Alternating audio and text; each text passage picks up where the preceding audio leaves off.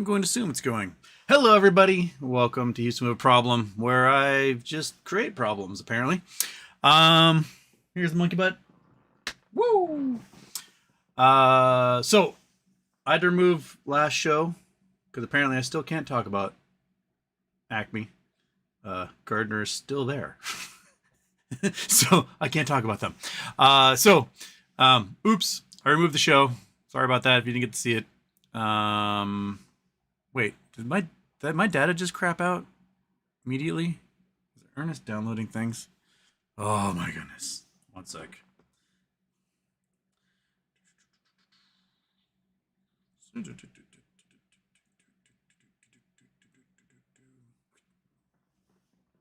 Okay.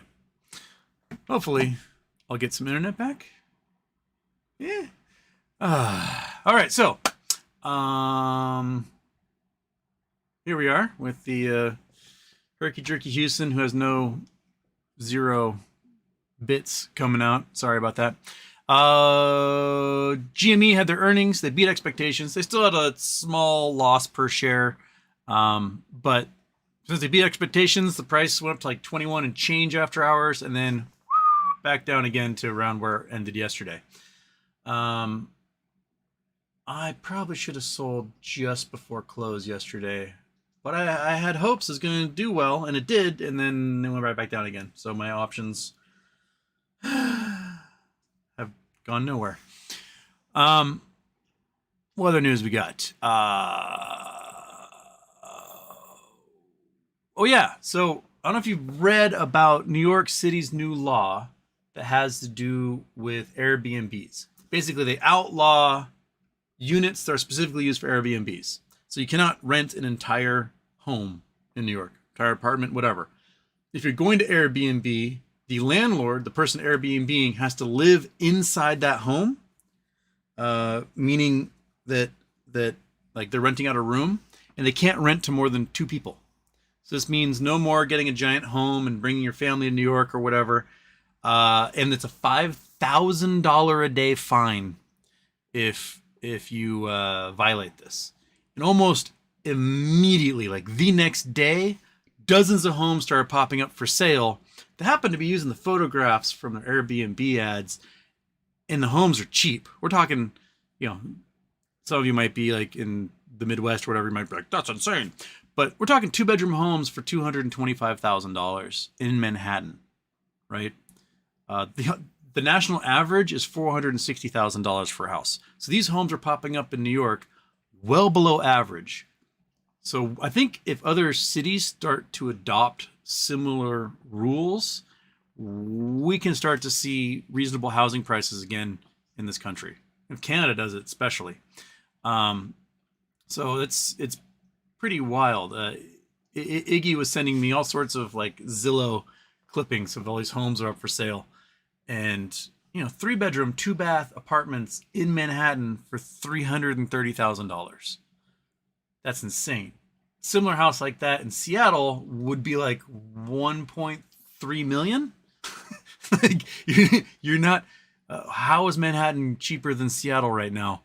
Almost instantaneously by banning vacation rentals.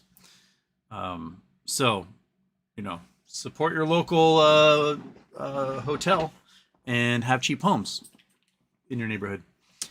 And the other thing that happened that I just read about just before we came on is that an investigation revealed that the Ukrainians were doing a maritime attack using a submersible drone, and they were sending it to go hit some Russian targets.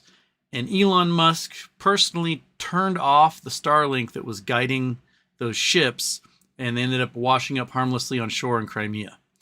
He did so after the Malaysian national Ian Miles Chong told him to do it. So I know for 2+ years now, I've been trying to harp on you guys what a danger Elon Musk is. And some of you guys are like, I'm never listening to you again. Others, after a while, are like, you know what? That seems right. Elon Musk is a danger to national security. Boeing does not get to decide when an F-18 fighter jet can or cannot fly, just because they were the contractor. The U.S. government is paying for this service. He's a military contractor by the Department of Defense for the U.S. government. We're paying for this service. He does not get to decide when and when not this service can be used. I am fully 100% behind taking his security clearances and seizing his companies. He should not be in control of anything that is related to government national security at all. Take them. Take Starlink. Take SpaceX. Take it all. Just take it. Elon Musk is a threat to national security.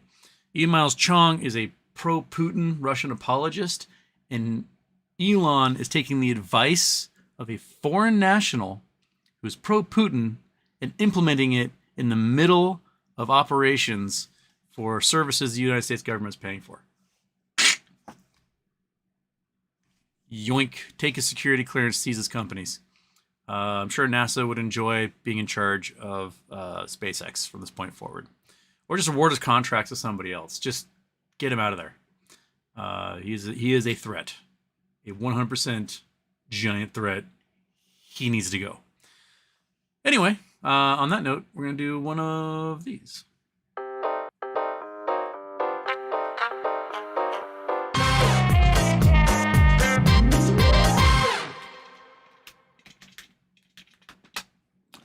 Oh, we're back.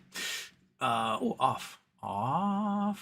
My butt cam is on. Still see butt slaps. We're good to go. All right, so what is on your minds? Scott, let me first sort of. You're second. I was first because I accidentally made the video private because it remembered the last settings, which I turned the last video private so that it would disappear. And then anyway, Scott, Houston. When the hell are we going to get our attendees? I still believe, but I'm starting to feel like I'm a kid that believes in Santa Claus. I get you. At this point, you have to look at like what the most potential catalyst could be. A year ago, I would have said defaulting on the debt ceiling. That would have been the most potential catalyst to just trigger everything because it would create an instantaneous market collapse with no way out. Now, they reached a debt ceiling agreement. It's not the type of debt ceiling agreement I would have wanted, which is like never have a debt ceiling again. Just allow the United States government to sell as many bonds as they want. So that remove that one from the table. Next up, I think is then after that it was going to be if the shorts had to close on something like MMTLP, they would have had to pay hundreds of billions or trillions of dollars to close those positions because within a few trades the price was like $4,000 a share in the level 2s. Well, crisis averted there. They just deleted the ticker a couple days early without forcing anyone to close. And now we're in a weird situation where Congress demanded documents from the SEC, and they had a hearing, and members of Congress are apparently not happy with what they got out of the SEC in this regard. Like the SEC withheld information, didn't send the right people, and interesting. But that can't be the catalyst now. Next up, you've either got a crazy announcement by a company like GameStop that would result in an explosion of share price, or the total and complete collapse of the bond and real estate markets. Now, those are coming. Some people say it'll be this fall. I think we'll start to see it withering this fall. But the big part of it, if it starts to wither this fall, which would follow the 2007 timeline, was about October, November, December when the housing market really started to contract, and we started seeing like stuff from the federal government, from the Bush administration that was like, oh, we're going to do this little thing here, we're going to tweak this mortgage stuff, everything should be a-okay. And then by March you have a major collapse of like Bear Stearns, right? And then or was it Lehman Brothers? Which one went first? Crap, I always get those two confused. Oh, one of those guys collapsed in like March. And that was like, we kept the contagion from happening. Everything's okay. And then by October, uh, it all fell apart. Like every last little bit of it fell apart, and that was it. We were in full blown economic recession. So, um, yeah.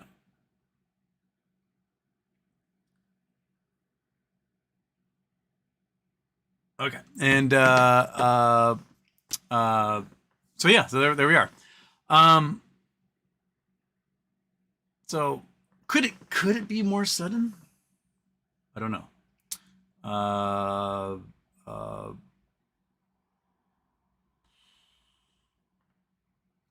I guess it would matter how many of these real estate investment trusts go along with the renegotiated bond offerings and mortgages for their properties. That'd probably be the big thing. Uh, if we have hundreds of these REITs and they go, you know what? No, we're not gonna renegotiate. Just take the property off our hands, and they just wash their hands of it, do a tax write off, and good to go. Um, that could see a full blown collapse in the commercial real estate market, and then all these regional banks and a lot of like local community banks are toast because they're oftentimes the lenders for this stuff. Um, and I think we're going to start seeing, we'll see rental prices for homes drop first. Uh, uh, those are going to drop first because people are not using Airbnb as much as they did before, and folks cannot keep up on their mortgages. They bought these homes as spec, specifically to be Airbnbs, and they can't afford it. So they're now moving into the long-term rental market just to cover their mortgage, and discovering that a lot of other people are moving to the long-term rental market to cover their mortgage, and rental prices are beginning to decline for the first time in a long time. So that means we'll start to see distressed sales. If you are not putting your home on the market right now, and you're an Airbnber who's seen a significant drop in rentals, you're not putting on the market right now, you're too late. I think this is the last group who might be able to get their money out of these homes. Anyone by this time next year putting their home on the market, because the rental prices are down 30%. Maintenance is insane. They can't pay their mortgages. Their savings are dwindling. They're going to put their homes on the market, and by then I think it's going to be too late. I think we're going to see probably a decent contraction in prices in the rental market, and we'll start to see distressed sales. Start to see short sales come on the market, bank foreclosures, things like that. That these banks, if they're already going to have problems with the commercial real estate market, now they're going to flood the residential market with properties. I think that's when everything's going to just kind of go to shit. And if that stuff goes to shit, that's when we get it, Scott. That's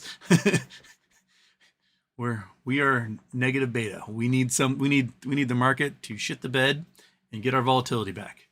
And yeah, well, there we are. So, get a read. I remember DFE saying GME to be worth 12,000 pre-split based on fundamentals. That was before the turnaround, and their shorts beyond manageable. Few hundred should make you a millionaire once pop. Hopefully.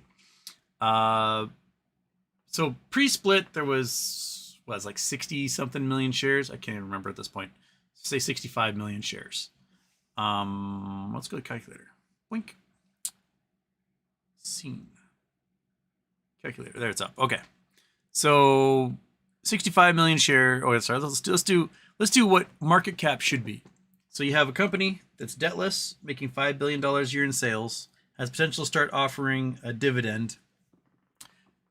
That should put it somewhere in the neighborhood of like $30 billion market value. Right? Right now it's way less than that. They're about $1 per revenue equals share value in market cap. But it should be around 30 billion. We divide that by the 65 million shares. And that gives us $461 as what I would calculate as a fair price for per share. That's not considering short positions. That's not considering else. That's just if you've got a company that's doing $5 billion a year in sales, you have 65 million shares, yeah, $460 a share is probably legit. Now we're at 300 million, so that's pretty easy math because 30 billion divided by 300 million, you just start lopping off some zeros, and the share price should be about $100 a share. And right now we're at hovering. We just kind of go up and down under and over $20 a share. So about 1/5 of where I think the company should be as per what you'd expect market value for business that does 5 billion plus in revenue every year. And that is entirely attributed to shorts. Like, short positions have not been closed. They continue to short, so they sell more into the market, thus diluting the price and sort of removing demand. Now, I don't necessarily know how to calculate what it would be worth when a short squeeze happens, because it will be worth whatever you manage to sell it for or hold it for or whatever. The way I calculated things was I looked at the estimation of how many shares likely exist, right? Whether they're legit or shorted shares. And then I tried to figure out what the market cap would be if everyone who wanted shares had to get one and there weren't any fake shares out there. And the way I did that was, in going off estimations, we had lots of math that was done. Get It Got did polling. We had the data from European brokerages that would tell how many shares are owned by their clients and in their nation and how much percentage of the whole that was. And it came to several billion, at least 1 billion shares being out there. So if the price per share, if there's 1 billion shares, and it could be more than that. I doubt it's less than that. But if it could be more than that, then, and we're at $18 something, $18.50 a share or something. Then I did that wrong. I wanted to multiply that. So 1 billion shares, and we're at like $18.50 a share. Then the company should be $18.5 billion, at least market cap right now, right? And if that's the case, 18.5 billion market cap, divide that by the 300 million shares we have, and we should be seeing a share price minimum of $61 just based on current price out there, which makes you think that the 4-to-1 split probably resulted in that there being 4 billion naked shorts out there and not 1 billion. So multiply cycle by 4, $240 a share should be around where current demand would make it. I see no problem with that. All right. So that's kind of how my back of the napkin math on that. Javi A, GME just took a 5% drop in after hours. It did? Whoa, that's a big drop after hours. What the heck? That just happened. In the last 10 minutes. Just dropped from 1888 to 1775 for seemingly no reason. Neat. That just pushed my options out of the money. Well, such is life, man. That's where we are. Gotta just slap a dog butt. Center the chi. Okay.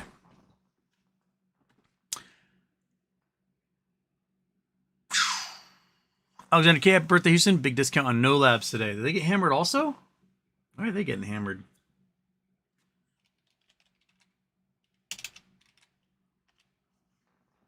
Whoa, they're down to 50 cents. Bottomed out at 50. Currently it's sitting at 53 cents. What the heck? They're getting hammered. Why are they getting hammered? All they have is like good news. Did they announce that they're doing a share offering? I thought they were going to wait till like December for that. I see nothing popping up in news.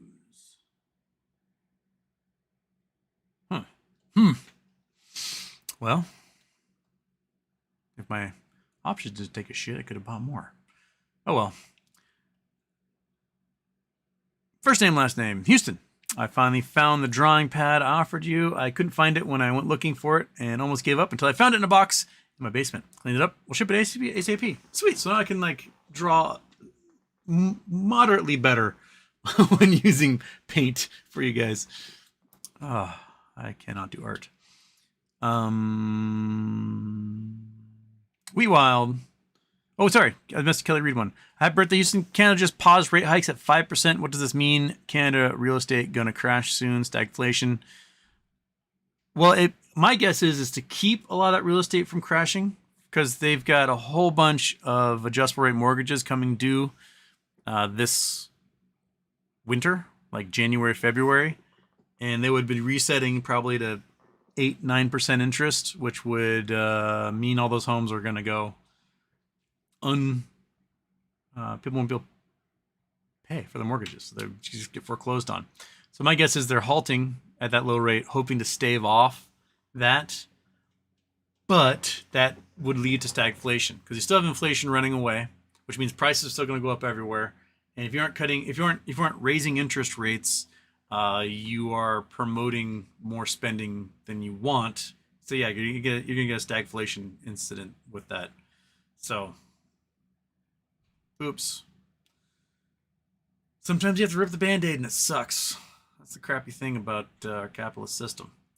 Is that you break your britches. You can't just keep adding ropes around your britches. Hold them up. We Wild. AMC is dying. My puts keep rising. I'm happy man. And if no luck keeps dropping more, I'm picking up 2,000 more shares next week. Way to go. Yeah, AMC announced their 40 million, not 25 million, but 40 million that they're doing a share offering with. And the price dropped from $13 to $8 yesterday. And today, I don't think it really did much. Yeah, it traded sideways today. Bottomed out a little bit below $8. Which, remember, this is pre-reverse split, means it's 82 cents a share right now. So the shorts have effectively hammered this down from the high 2 years ago over $760. So when the high was $77 in June 2021, that's equivalent to $770. So they've effectively pushed the price from $770 down to $8.12. There is not a single price anywhere in the history of AMC where the shorts are not winning right now. There's not a single short who's underwater, which means none of them are going to face margin call. They're winning. They got cash on hand. Their short position is worth more than the margin that they took out to make it. And so 40 million shares. Let's just show you how much Adam Aaron's going to be able to pay off with 40 million shares. 40 million shares. At $8. $320 million.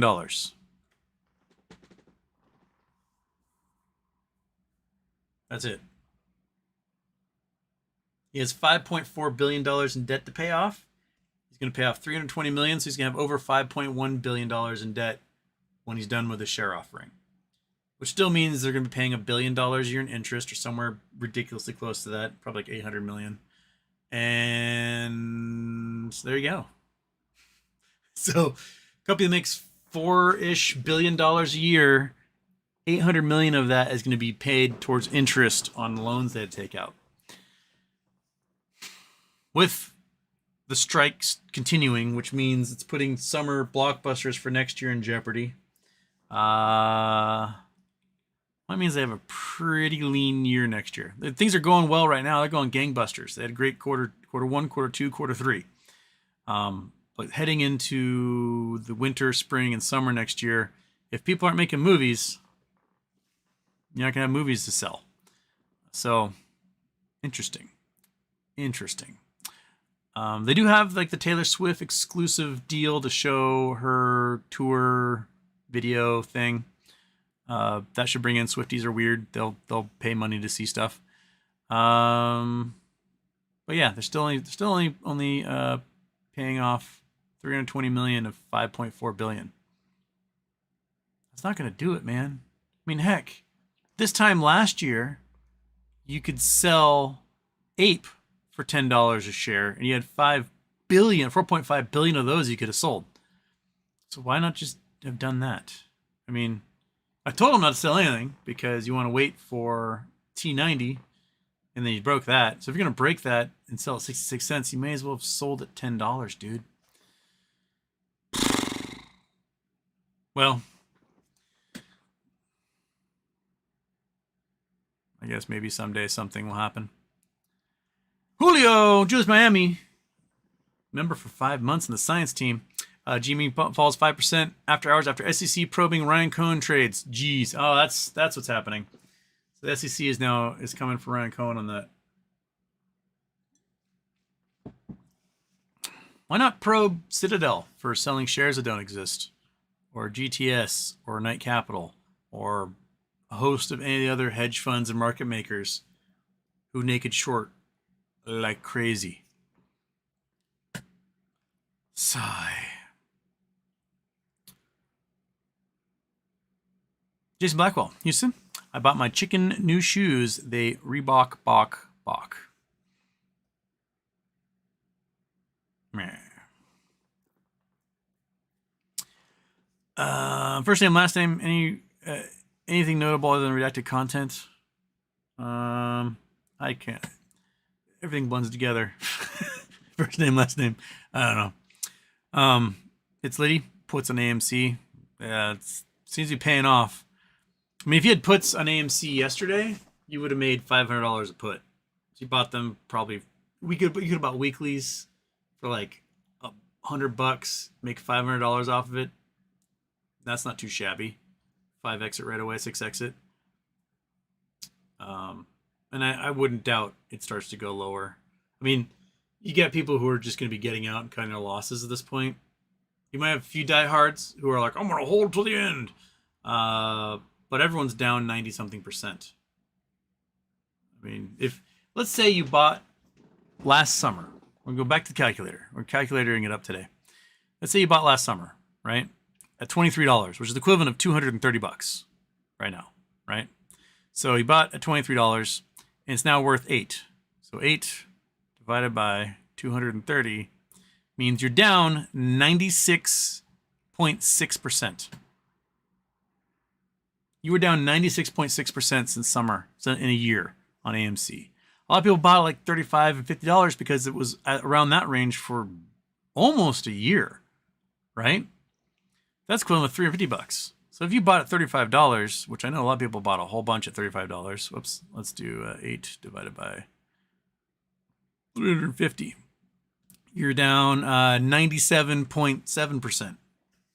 So, I mean, it's just vaporizing people right now. Now, yeah, there's still an incredible short interest on AMC, but AMC isn't doing anything that would result in a natural price increase that would lead to the need to cover their position and go out in the market and buy more, causing the price to go up. And the price is down so much that literally, like, you'd have to add hundreds of dollars to the share price in order for the shorts to go, oh, wow, we feel that. Right now, they're winning so hard. I mean, even just a month ago, the price is equivalent to $50 a share. So right now, if they shorted it a month ago, right, that means they're still up 84%. You're down 84. They're up. Well, I mean, they're up appreciable amount, but yeah, you're screwed.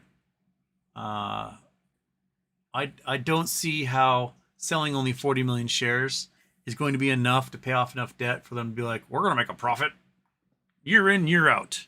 I don't see that happening. Just way too late. Took them way too long to do this, and that gave the shorts all the time they needed to hammer the price down. And they hammered it down so much. Like, I thought pre-split $5, you get a $50 share price when it does a reverse split. No, when they did a reverse split, they got like a $14 share price because they hammered it down so much ahead of that reverse split. Just bonkers.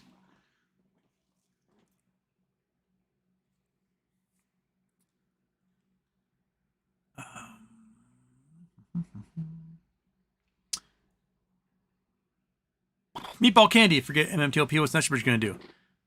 they're going to get their S1 approved at some point and then offer us shares. Beyond that, Also, Meatball Candy, you got to send me a message because I still have your code for. I forgot to cross Darren Saunders' name off there. Got Darren Saunders his code yesterday. Meatball Candy, send me something, a DM through some medium, and I'll get you your Blue Sky code that you won in the raffle. You're the last one. I got everybody else their codes. Some of you haven't used your codes yet. I looked on Blue Sky and it still says I have 4 codes available, and I think 3 of them should have at least been used by now. So use them. Otherwise, I'm going to give them away again next month.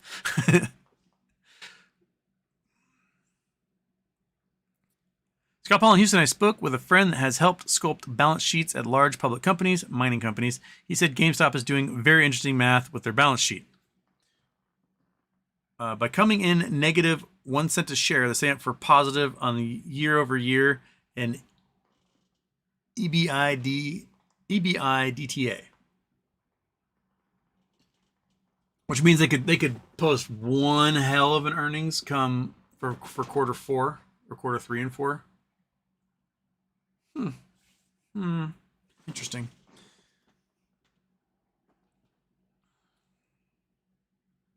Kelly Reed in Canada, half of inbound consult calls right now are people trying to stave off mortgage consequences and avoid power sale, or trying to exit before payments increase. Very sad, very scary market.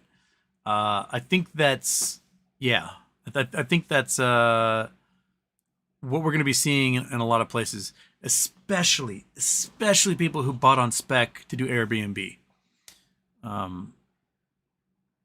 My mother's favorite thing in the world is to do what I call watching paint dry. She loves HGTV. She watches HGTV constantly. It is like when I do puzzles with her, it's just in the background playing. And one of the shows that I don't. My back is the TV while I'm doing the puzzle, so I can only hear it. And there's a show where a guy, he comes in and he like takes your vacation rental and makes it kick ass so you can make a bunch more money off of it.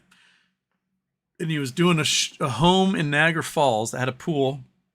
It was like, the home itself was weird, but they were making like $80 a night on Airbnb. And he went in and like fixed it up and made it nice, made it like a resort. And they're now getting like $2,000 a night or something for their homes. They're making like $200,000 a year minimum off of Airbnb. I have no idea when the show was filmed, but I highly doubt they're making that much money off their Airbnb now. Let's look. Let's see, Airbnb.com. Let's just see what these Airbnbs are doing. I'm curious. All right, turn you on. Click you on there. Go there. Go to there. Okay. So let's look at, how do I search? I don't use Airbnb. Airbnb your home. No, I want to know like how, anywhere. Niagara Falls. Let's do which Niagara Falls, Ontario is probably the, okay. Let's just look for I don't know, anywhere in there. Flexible. September. Okay. Now search. Okay. $81 a night, $292, $35. 108, 109, 110, 37, 98, 57. Okay, can we organize this according to price filters? So there's a few up at the high end here. So the most expensive is 390, which might mean that they got booked out already. So let's look at next year. Let's look at next summer. Let's do July next summer and search. What's most expensive available July next summer? $374. So that family that was being promised $2,000 a night for their vacation rental are now getting $413. So that's 1/5. So if they're promised, this is if they're booking regularly at $2,000 a night as they're promised on that show, they're now making 1/5 as much and probably half as often. So 1/20th of what they were. So they went from $200,000 a year to like $4,000 a year. Ouch. So, ow, brutal. 20,000 be 10%. Yeah, about $5,000 a year. Oof. So that's how far that has fallen. My guess is that show is probably filmed in the last year or two. So, man, yeah. What's available at that price range? Show 18 places. There you go. Pool, hot tub, private one acre, fancy pool, home Niagara Falls, pool open, 4-bedroom, 3-bath pool, 5 bedrooms. Yeah. So this place is not doing $2,000 a night. That's for sure. Interesting. Very interesting. All right. So we're gonna start seeing homes like that come on the market because what else are you gonna do? You're not gonna cover your mortgage with that, and people aren't booking. So, oops. Kelly Reed in Canada, half of oh, the one already. Scott Pollen, GME going to hit all the marks for S&P inclusion and have 100 million available for share buyback if they need to hit the 8.5 billion market cap requirement. Truly 69-degree chess. Okay. All right. Good to know. First name, last name, Houston, MOAS, travel, helicopter, private jet, or commercial first class, maybe Earth roamer, limo, a lot of half stuff. I don't think I'll ever be a private jet person. Mainly because it's just a giant waste. I mean, yeah, you can buy a private jet, get your crazy tax write-offs and do all that stuff, but I just, the media matters or on the media or I can't remember which one it was.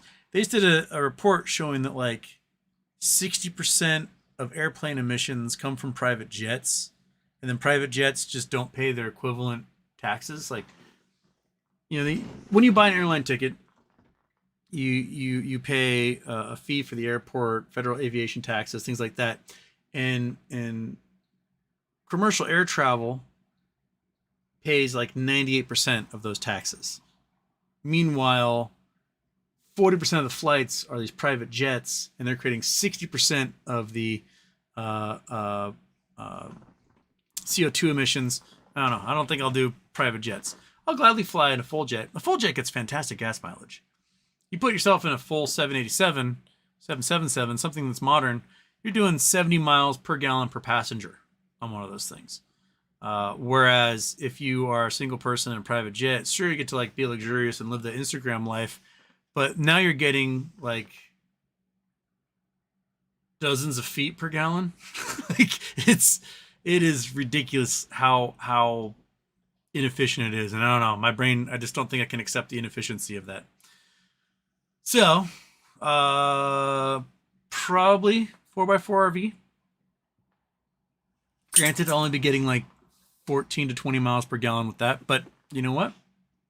Helicoptering would be hundreds of dollars an hour in fuel, and that's a lot. Yeah, first class air travel I like a lot. I love buying a coach ticket and then paying the upgrade or using the miles because it saves a ton. There's always a first class seat available, and then you don't have to worry about like the amount of money you'd pay to book your bags. Like you get $100 to book a bag or whatever because airlines suck these days. You don't get to book your bags for free. Can sometimes buy you the first class ticket, and then you don't have to pay for your luggage. So you're gonna pay $100 to book your bag. You can pay that $100 to upgrade to first class, get the free awesome meal, have the flight attendant flirt with you, and check your bags for free. There's a Houston tip. Bing. So use that tip. Okay. It's Liddy Houston. You got anything on NVOS? I've never heard of them. NVOS. 28 cents. Looks pretty volatile. What's been doing for the last month? What was that? 7 cents is now at 29. So whoever got into it did well. last year, falling off a cliff. Last 5 years, falling off a giant cliff. Whoa! From where were we? 20 something bucks, 24, all the way down to pennies. I don't know what are they? Who are they? They're based in Bellevue. They're local. Medical services. The firm offers specialized physiotherapy, chiropractic care, occupational therapy. I don't know. I know nothing.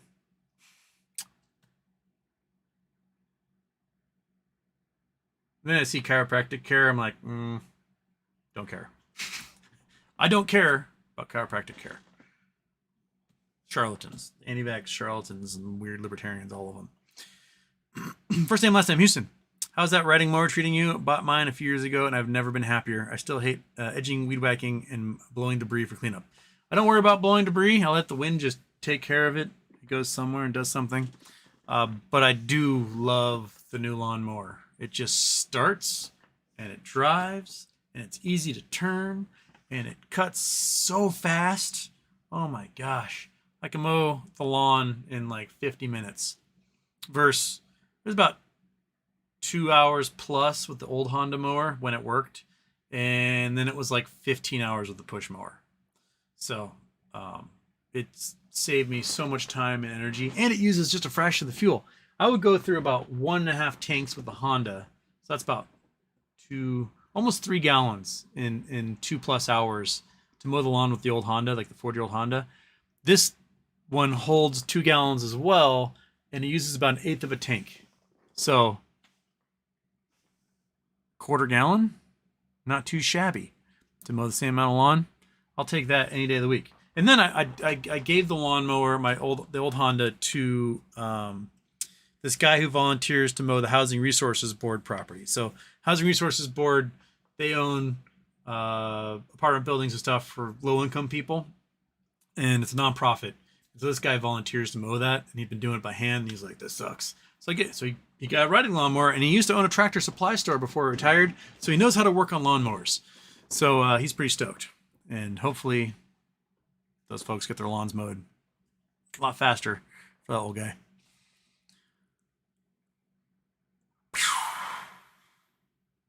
Chris R is here. Mario Valdez is here. This is episode 350.2. 351. It's episode 351. There's a couple episodes I've had to remove due to certain reasons over the years. Meow meow from OAS. Couldn't we just vote full Republican tickets so they can remove all the regulations and short things like Santa Claus and gay chicken sex, thereby blowing up the entire market? Yeah, I mean, if you want to vote to remove as many regulations as possible, it will cause a collapse of the market faster than you could ever possibly imagine. A lot of regulations. The way I see regulations is there's like regulations to keep companies from harming you, and there's regulations to keep companies from harming themselves, right? Like you need to put up a little cone around open manhole cover because people might fall in the open manhole cover and hurt themselves, right? But you also need to make a rule that people on a construction site need to wear a helmet so that the company doesn't destroy like their architect or their employee and then go out of business. A lot of times,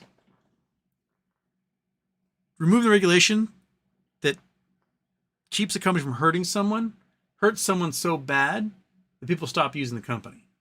Like you can think back to, if you guys are old enough, do you remember the E. coli problem with Jack in the Box back in the early 90s?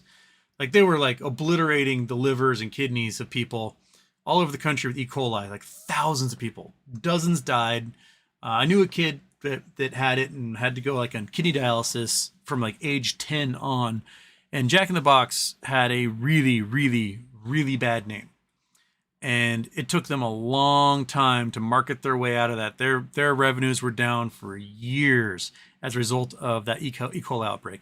Or Firestone tires. The Firestone tires that were made poorly were exploding on all the Ford Explorers, or Ford Exploders, as people call them. It was causing the rollovers and deaths. Firestone took 20 years to recover from the marketing on that. So you have regulations in place to protect people from companies, right? Because if they hurt people, then people aren't going to use their business and the business becomes worthless. Now, you have regulations also that protect companies from hurting themselves. Might be things like Glass-Steagall that eliminates the ability of banks to directly invest, or eliminated the ability of banks to directly invest in the stock market. Because when they took the depositors' money, invest in the stock market, and then lost everything in the stock market, they had no depositors' money. Oh no! So you have to make a regulation that says you guys can't invest in the stock market anymore. You got to put it into more solid investments that aren't going to disappear overnight, that are going to last longer. Yes, you're going to make a little bit less money off of it, but you're not going to lose everyone's money. And then you remove Glass-Steagall and you get economic crises brewing all over again. So, people are like, oh, regulations are expensive. Okay, is it cheaper than your bank vaporizing? Right? Like, this regulation costs this bank $1 billion a year. We should remove it. Yes, but it saves you $1 trillion being vaporized into nothing, you moron. So yeah, regulations cost money. Yeah, your car costs more because you put airbags in there. Yeah, airbags cost money. Price of cars go up. But guess what? Automotive deaths are way down since we had airbags and other safety features. So, yeah. If you want the market to collapse, deregulate, deregulate, deregulate. Think about Enron, right? California deregulated the energy market. Enron exploded and then imploded as a result. They made so much money so fast and lost it all in a second because of that deregulation.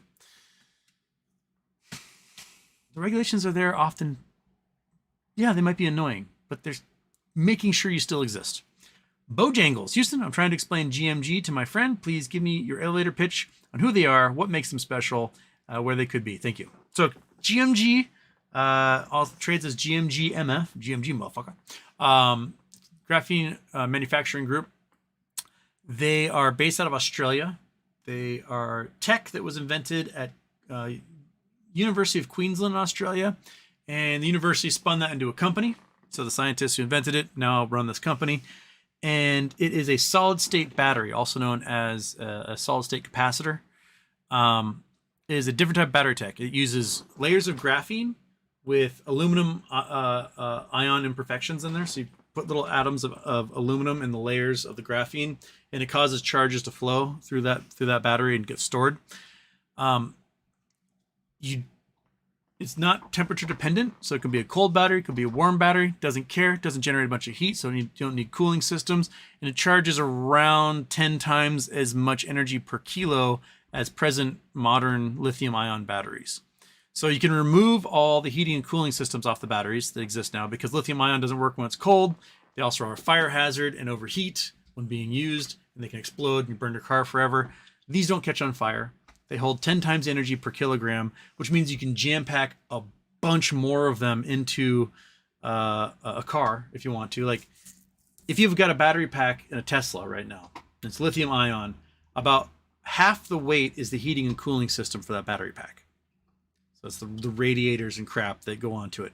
Now imagine you have a battery that's 10 times the charge per kilogram, and you can put twice as many of them in there, because what is all the heating and cooling system is now also batteries. So you can put in twice the number of batteries, so you have 20 times the energy in there. And right now, Tesla gets you 300 miles. Well, okay, that's 6,000 miles if you're going to go straight 20 times energy. And they can charge in a matter of minutes. So you can get, if you had some sort of crazy high voltage charger, you could plug that sucker in, it can charge in 2 minutes. So it'd be like, you could drive your several thousand miles and be like, oh man, looks like I'm going to have to get some electricity in a month or so. Pull into your home, a charging station somewhere along the highway, whatever, plug in. The amount of time it takes you to like check your messages, it's charged, and you can go again for another 4 months. That's the tech that GMG has going right now. They started construction 2 years ago. The fall of 2021, they started construction on their factory. So they got their factory up and running. And we're starting to see some solid state batteries come to market, not necessarily from GMGF, but from other companies that have similar tech. not quite as good as what GMG is promising, but like Cat Power Tools has them, and they hold like 5 times the charge and charge in a fraction of the time as current lithium batteries and other power tools. They last long. You do it for more charging sequences, like 50 times the charging sequences is lithium ion, and the material is abundant. There's carbon everywhere, and there's aluminum everywhere. You don't have to worry about tungsten and cobalt and lithium and these other mining processes that are really, really brutal to water tables and to essentially poor economies. So you can just do it with carbon and aluminum. You don't need that other stuff. So we got carbon and aluminum everywhere. Australia has tons of carbon and aluminum. They don't. It's like you can take some fly ash and aluminum cans, and you got enough to go to build a whole bunch of stuff. So that is sort of like the pitch for GMG and why I think they are tech of the future. So there we go. Meow meow. Enron was trading the weather. Super crazy. And Kenneth Lay was George W. Bush's bestie. Republican, moas. Yeah. Yeah. Was it? Which one of them was the one that died, but no one ever recovered the body? Was it Kenneth Lay that just kind of like, oh, he died, so he can't serve his prison sentence, and then like they immediately buried him or cremated him, and like, oh, there's no body, no, can't do an autopsy. I bet one of those dudes is off living their best life in Fiji or something under an assumed name with a surgically enhanced face.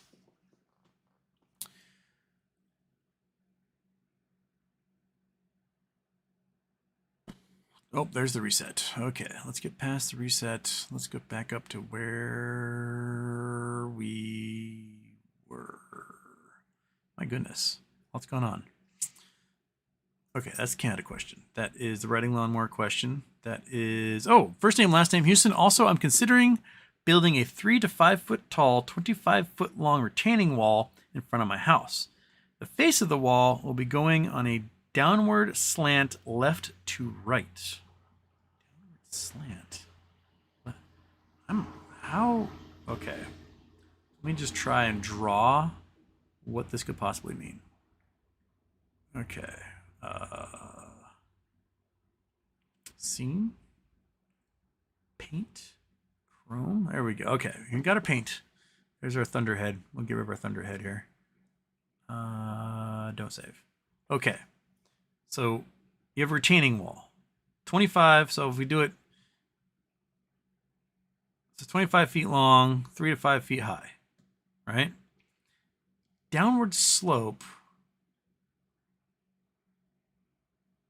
We have 25 feet long retaining wall in front of my home. The face of the wall will be going on a downward slant.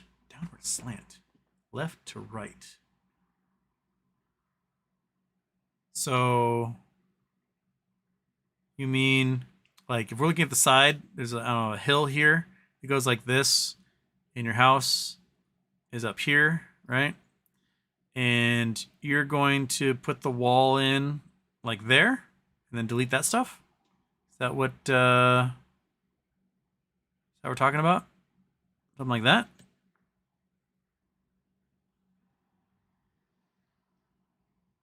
Any advice? I can't say I ever built a retaining wall. But as a non-expert, someone has no ability whatsoever when it comes to building a retaining wall, just looking at all the retaining walls around here, either use lots of concrete or something really heavy. So, there you go. Big giant rocks or a lot of reinforced concrete that goes pretty deep. I mean, I've seen like concrete retaining walls fail quite often. And I think it has a lot to do with being too thin or the slope getting too much water in it and wanting to move and bowing out the concrete wall. But I would look at like, put it into the ground a lot more so that it's pretty deep.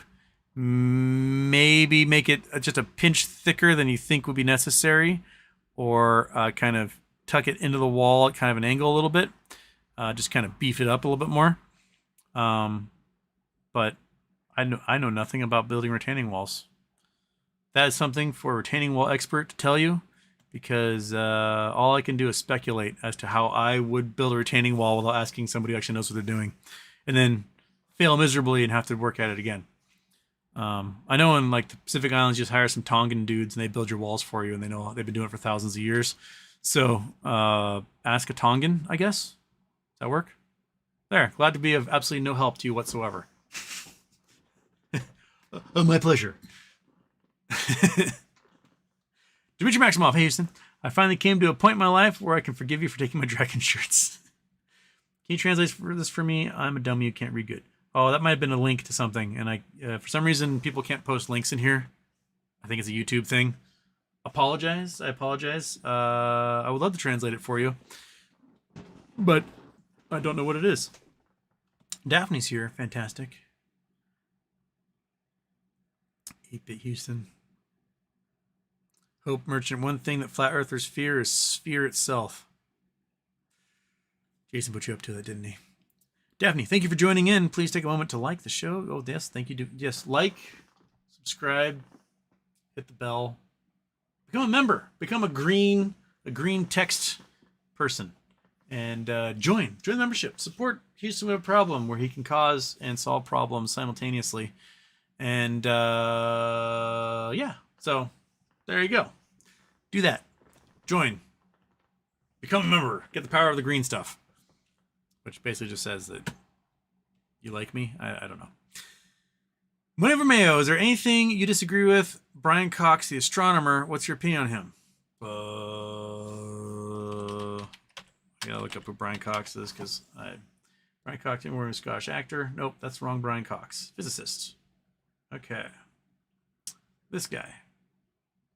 I don't know. Oops, that's not this guy. I recognize his face. I don't know if I've ever actually seen. I know he does like BBC videos and stuff. BBC Radio's Infinite Monkey Cage, Wonders of Series. Particle physicist, Universe Master, worked the Atlas Experiment, the Large Hadron Collider, several books in physics. Done lots of BBC shows. Dude has a terrible hairdo. I mean, absolutely, like, he got stuck listening to Oasis in like 1995 and never left that stage in his life. So I'll say I disagree with his haircut.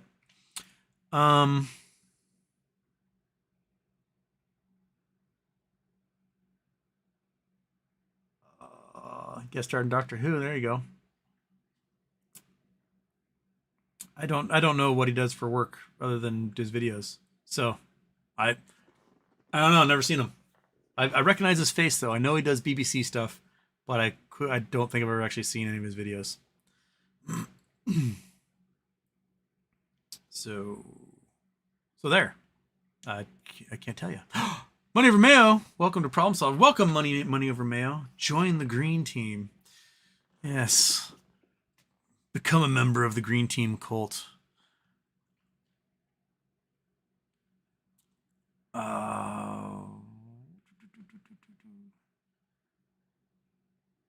Derek Kohler's tails all his time and aping his calls. Yes.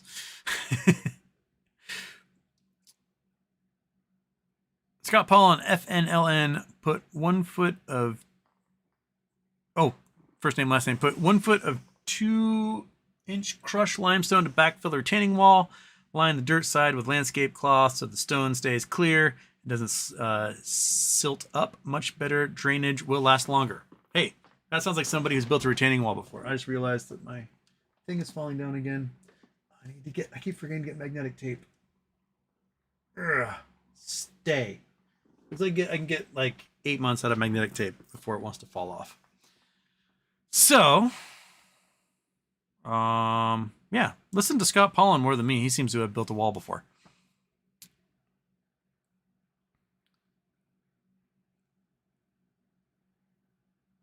Andrew Stewart, Houston, what are your predictions for snow in the Rockies this winter? Last winter was amazing for Colorado and Wyoming.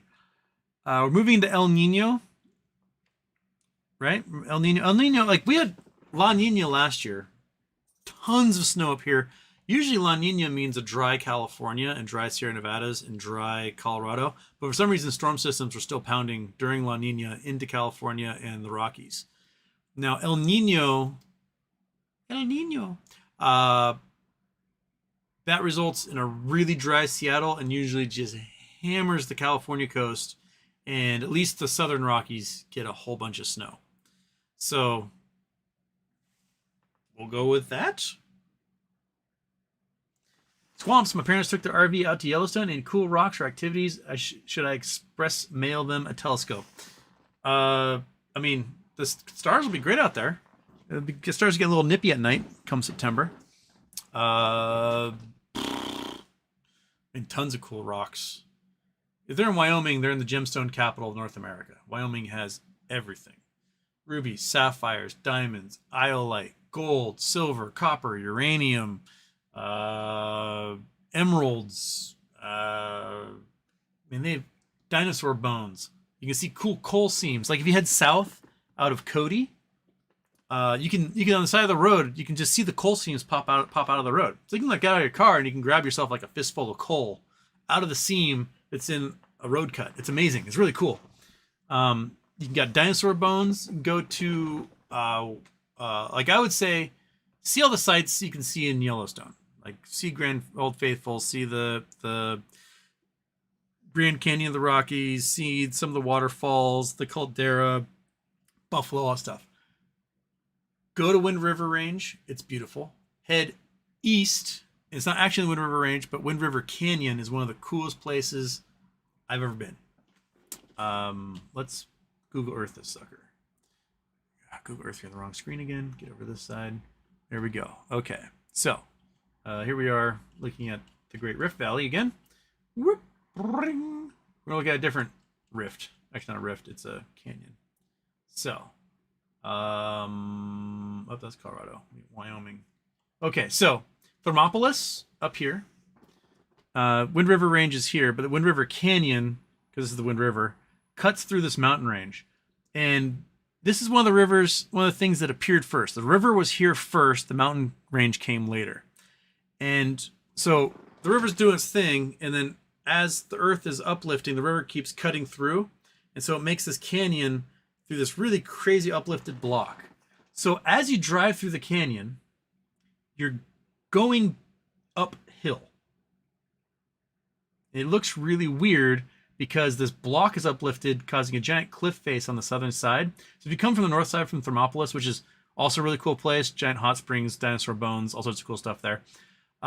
You drive through this canyon, it feels like you're going downhill, but the water is running uphill. It is a complete mind fuck. It just messes with your brain because of the way this mountain uplifted and the way the canyon cut through. Because normally you experience like, oh, the mountains slope this way, so obviously, I can't explain it. It looks really, really, really, really weird. It feels like you're going downhill and the water's going uphill. It's just so strange looking. But as you drive through the canyon, you'll see things like, let's see if we got some giant blocks here. River.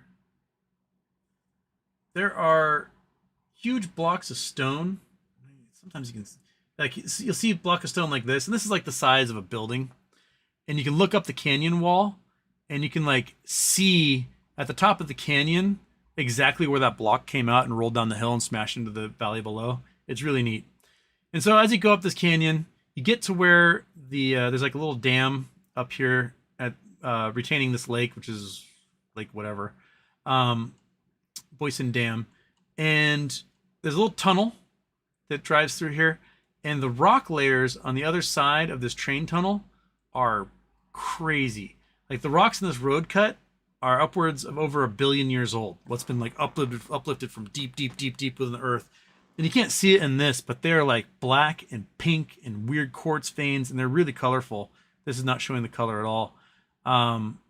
It's a really, really, really, really neat place to drive through. Super unique. Your brain will get totally messed up. And then you get into this reservation, and it's desert and not much to see. But I recommend hitting Thermopolis. driving through Cody. The lakes out here, I tested them for see if they're there's lots of soda lakes around Cody. These little guys here, and it's carbonaceous rock, and they create these like white salts around the edges. And I thought to myself, these look like kimberlite pipes. So I tested them with acid, and they do sizzle, but they could be sizzling because it's a carbonaceous soda lake.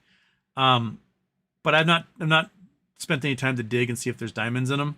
But there's enough of them in a pattern that makes me think that they're kimberlite pipes. And because Wyoming is just loaded full of kimberlite pipes, especially like the more south you go, like these are probably all kimberlite pipes. And you get down to like Cheyenne, down south, down here, like Laramie and Cheyenne, like it's kimberlite pipes everywhere. Every single lake in here is a kimberlite pipe, and about half of them have diamonds. And you got all these like ranchers that are probably sitting on billions of dollars in diamonds in their little lakes, and they have no idea. Like this little lake right here could have billions in diamonds, and some ranchers like complaining about the price of feed. Like this could literally be the diamond capital of the world, but no one digs for them. They're too busy like worrying about their cattle. Logic Dustbin gifted Houston Wade 5 memberships. How does that happen? And Squamps gifted 10 memberships. What do I do with this? How do I make this do things? What do I? Oh, you give them away. Okay. Logic Dustbin was gifted membership by Squamps. Antonio Baez gifted. Oh wow, cool. Okay, you gift them away. Fantastic. I don't know how that works, but awesome. Look at that. Market. Thank you, Squamps, and thank you, Logic Dustbin. How does that work? What do you do? I didn't know that was possible. So thank you for gifting folks. Awesome. Yay. Thank you, everybody. Thank you, guys. That's nice. Now you guys with your membership information can all go dig diamonds together out here in some private cattle land. But it's all diamonds. All diamonds. I've told you guys a story of the only commercial diamond mine in the U.S., which is Kelsey Lake. Kelsey Lake, Colorado, right on the border with Wyoming. Pew. This little guy right here. This is the Kelsey Lake diamondiferous. Well, this is the Kelsey Lake, but this is the kimberlite pipe. And in 1997, they opened up a diamond mine. That looks like a schlong. And they dug diamonds. They were doing 100,000 carats a year, which turns out to be, about $100 million a year in diamonds. It's a very small operation. And the De Beers cartel came along, and they're like, shut down. And these Americans were like, fuck you, we're America, we can do whatever we want. And they went to the police, the FBI, and the government, like, hey, these Dutch weirdos are trying to tell us to shut down our diamond mine. Protect us. And the government was like, we don't care. And so the people at Kelsey Lake started having their equipment get damaged, their dogs get murdered, their families like kidnapped and threatened. And by 2003, they shut down. You can still, if you can get the money together to build the equipment, you could still get 100,000 carats of diamonds a year out of this place. And De Beers does not have the power it once did. The Canadians crushed that around the same time that Kelsey Lake shut down. And now De Beers went from 90% of the diamond market down to 30% of the diamond market. And so the cartel no longer controls diamonds. And you can dig diamonds if you want and sell them to whoever you want. And you're not going to have a bunch of weird Dutch South Africans come try and kill you. So, yeah, there you go. There's the schlonger that is Kelsey Lake. They did a decent job reclaiming this. Looks just like a field now. It's in the shape of a wiener. But, yeah, lots of diamonds. My diamond claim's a little bit to the south in Red Feather Lakes, which is down here. These are all kimberlite pipes. All these lakes through here, they're all kimberlite pipes. Some of them are private land. Some of them are national forest. Some of them are BLM. So I'm in national forest with my kimberlite pipes there. But all through the area, like you see weird little lakes and patterns like this. These are all kimberlite. Kimberlite. Kimberlite. Kimberlite. Very likely kimberlite. Probably kimberlite. You can look in the mountains too. Like if you go to the Medicine Bow Mountains, which is those Medicine Bows, Cheyenne. Yeah, these would be the Medicine Bows. You get little lakes. You also get these like fields where trees don't grow, and then these aren't clear cuts. These are natural fields because the soil, the kimberlite breaks down so easily compared to the surrounding granite that trees can't last. They grow and they just kind of fall over because the soil is so soft, but it's really rich with nutrients, so wildflowers and stuff will bloom. So it'd be in like a forest, and you have just a weird meadow for almost no reason, and it's just full of wildflowers. That's a good sign that you're in a kimberlite pipe field, and you just throw some acid on it and see if it sizzles. And if it does, woohoo, you're good to go. You start digging for diamonds if you want. I prefer going in the lakes. That's cheaper. You can just use a gold dredge and use the water from the lake and just suck up the shoreline and get yourself diamonds that way. It's easier and cheaper than having to like rent or buy giant excavators and trucks and you name it. So anyway, there's your tangent for the day. Talking about diamonds because Squamps brought up Yellowstone. But now you're really far from Yellowstone if you're heading out here. So stay in the north side, visit Yellowstone, have a great time. Visit the Wind River Range. It is absolutely gorgeous in the Grand Tetons. The Grand Tetons. And then head on over and do Wind River Canyon. You can do yourself a loop and have a great time. You can pop out of Cody, see some coal seams, poke some soda lakes. Hey, Fat Cat, what's up, buddy? And then do Wind River Range, pass through Riverton, kind of useless. And, yeah, get it all set up. Be cool, right? Right, yeah. Okay.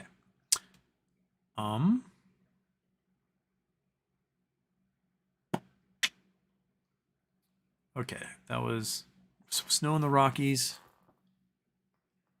Scott Paul, keep getting targeted for ads for private jet service and Lux vacation packages. Will last soon. That's because that's what you're fantasizing about. You're like, oh, I'm gonna see this 5-star resort and check out that cruise line and look at luxury homes. Like sometimes my ads get too much reality. Like recently, I was getting ads for all sorts of like ailments because I got my tennis elbow and I was looking up, things to make it better, pills to make the pain go away. And all of a sudden these ads were like, are you getting older? Do you need retirement homes? Is your body falling apart? And to quell that, I go to autotrader.com and I search for Ferraris and Lamborghinis and stuff. And then all of a sudden, all my ads are for supercars. So I just see cool cars popping up everywhere in my social media. So that's a great way to do battle against the target advertising is you can look at cool cars if you want all day long.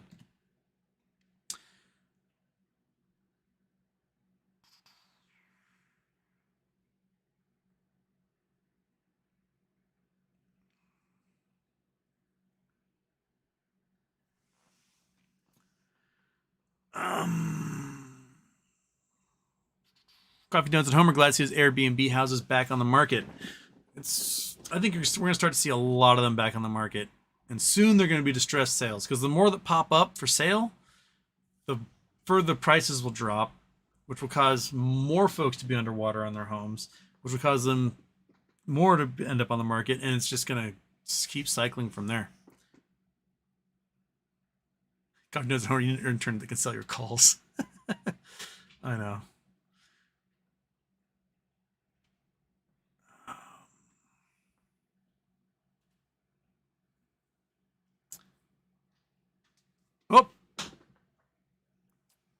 Oh, copy paste is here. Fantastic.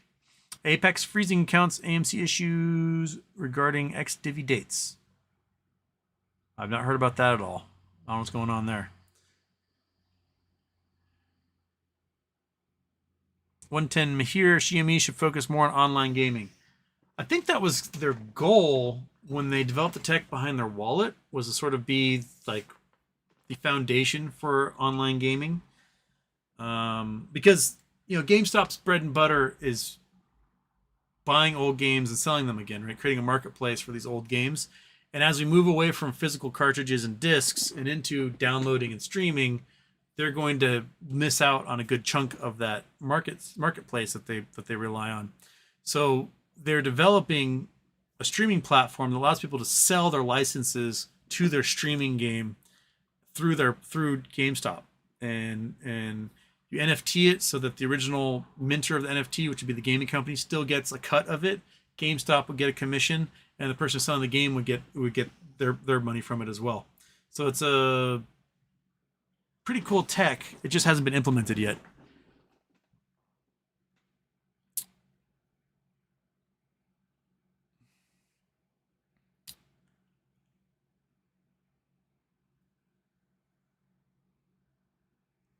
Confidence in Homer, federal government should have control over Starlink during times of war, especially when they're paying for it, right? Like, the technology was birthed from basically the U.S. government paying money to SpaceX, giving them tax subsidies and bailouts and grants, those things.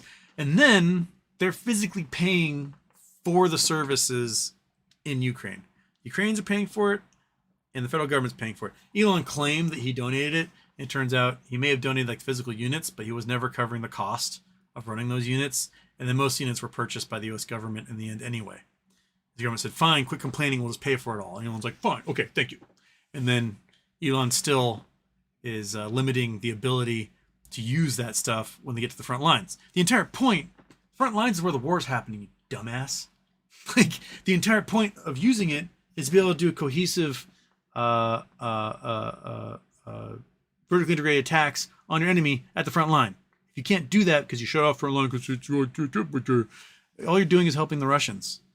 And you know you're doing that to help the Russians because you talked to Vladimir Putin, and Vladimir Putin promised you a boatload of lithium that's in Donbass. That's why. So, Elon. J-Dog, go Mariners. Go Mariners. They had a good day yesterday. What are they doing today? They started yet? They start at 4 o'clock.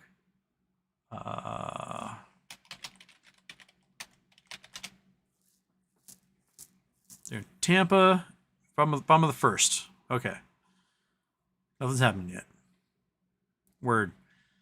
They got a brutal schedule for September. They're facing a lot of they had a cake schedule for August, which allowed them to like run up. But they're facing Tampa. The last 9 games of the year against Texas and Houston. It's gonna be a rough go for the last month of the year for the Mariners.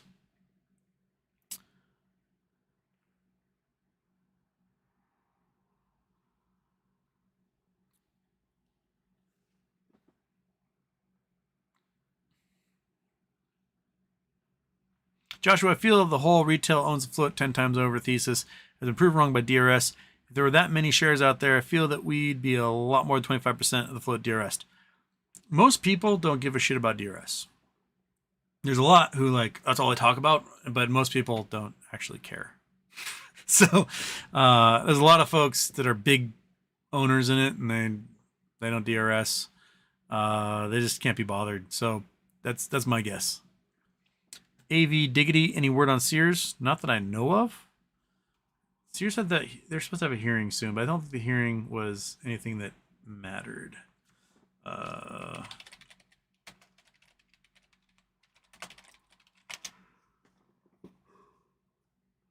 17th.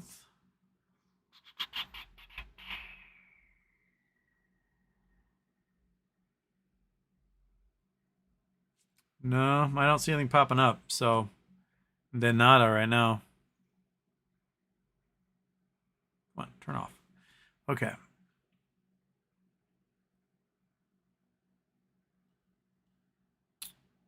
Oh shoot, did I just lose everybody again? I did. Where am I going?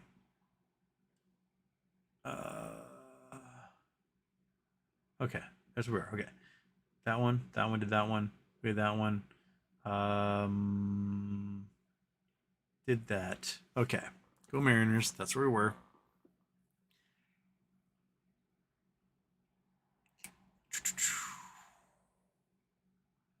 That's the Sears one. Okay, now we're back to where we were. Okay. Lost Waves, GME is hammered because AMC just mentioned them on X. Owen Saunders, hey pal, I have to renew my mortgage in February and concerned I'll be screwed. Will interest rates be down by then? The only way interest rates will go down by February is if the crash happens this fall. If the crash hasn't happened yet and we're still seeing inflation rates go up, then probably overall interest rates will be higher. The thing is that you're in the UK, right? You're in Wales? Is that where you are, if I remember correctly? UK is in a recession. Like, they've really screwed the pooch. The double whammy of Brexit and COVID really did a number on the UK. So, like, the economy's contracting. So, you guys might be in a stagflation situation sooner than other people if we're still raising interest rates and you guys still are facing inflation while the economy's contracting. I guess the best thing for you guys to do is, I don't know, kick out all the foreigners that own homes. Sounds totally xenophobic, but a large part of the reason why real estate is unaffordable in the UK is because you got all these Arab sheiks and Russian billionaires and stuff that own homes and estates all over the place because it's a way for them to park their money in a hard currency market. So I'd be worried that the interest rates are going to be higher come February than they are right now. So brace yourself for that. Oof. Not fun. But maybe you can get a longer term mortgage. I don't know. Be paying so much interest over time. Kind of crazy. Just realized the cat play is now here. The cat kicked the dog off the bed. Hi, kitty. What's up, fatso? Your butt is as big as the dog's, and you are a fraction of the size. You know that? Oh, stretch it out. He's such a good cat. Urgh. He's such a good dad to that kitten. He loves that kitten so much. He just loves spending time with her, like teaching her things and grooming her. He's such a happy dad.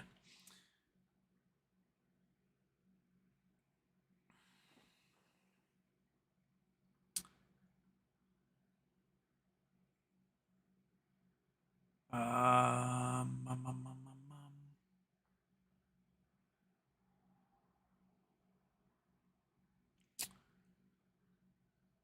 Hazel A, hi. Do you know what happened to the PP show? Hasn't been on in a week.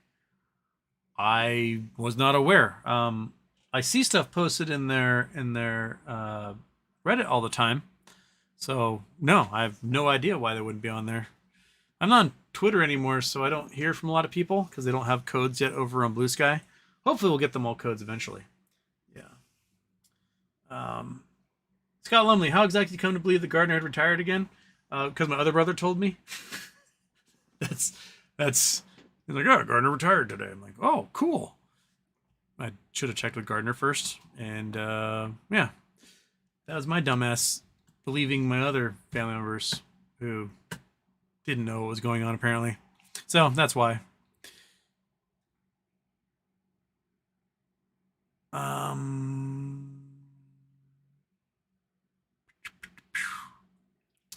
Joshua Hazel, it's back on. PP was on holiday. Ah, yep. It's a long weekend, so people are taking time off. Scott Paul, SEC investigation going to turn up nothing. RC was pretty open with the steps and intentions. Yeah, I think RC just laid it out, and he kept his mouth shut when he should have, and he spoke when he should. And they're going to do investigations. It's just going to be a waste of time and energy for everybody. GME climbing back up. Where is GME right now? Climbing back up.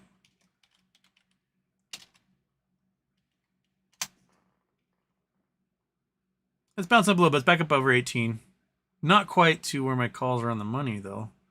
Mine are at 18.50. So we're like 15 cents away. Come on, tomorrow. Rock and roll.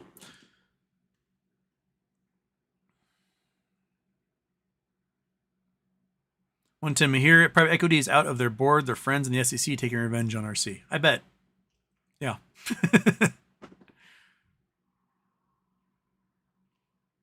Daphne, they're probably trying to derail what might explode BBYQ bye-bye baby issue if the theories prove correct. And there goes MOAS. That's another catalyst. In their earnings, they mentioned acquisitions 98 times. So they're looking to acquire more companies. They're specifically out there. They have a line of credit approved. It started out like 400 million. Now it's well over a couple of billion. Plus they've got $1.5 billion in cash on hand. So if they want to start gobbling up other businesses and actually make GME Gmerica, like an umbrella corporation that's going to be brick and mortar and online, that's the future. Like you have companies like Sears. Sears started out as a catalog company. And it was handy dandy because there were people all over the frontier who didn't have stores. So you'd send them a catalog and they could order stuff. You could order a house out of the catalog and they said just ship it to you on a rail car, and you get all the pieces of the house put together and you got a cool farmhouse, right? You could get undergarments and clothing and food and all sorts of stuff from this catalog. And then in 1920s, Sears started opening up brick and mortar locations. So they started out as essentially an old school online company that opened brick and mortar locations, and then they had both. And in 1993, 92 is when Sears was like, we're going to do brick and mortar only. Catalog is antiquated. And they closed their catalog division. They laid off all the logistics people. And then tech Goliaths, or future tech Goliaths like Amazon, came along and hired up all of Sears logistics people and started online businesses. Essentially, catalog of the future. If Sears had, like, I don't know, had someone smart in their company in a position of power, they go, oh, this catalog business isn't doing what it should, but the future appears to be online. Let's start Sears.com, where you can order whatever you want from a website from the convenience of your home, just like our catalog, and get instantaneous results. And, you know, a day later, you've got a lawnmower coming to your front door, right?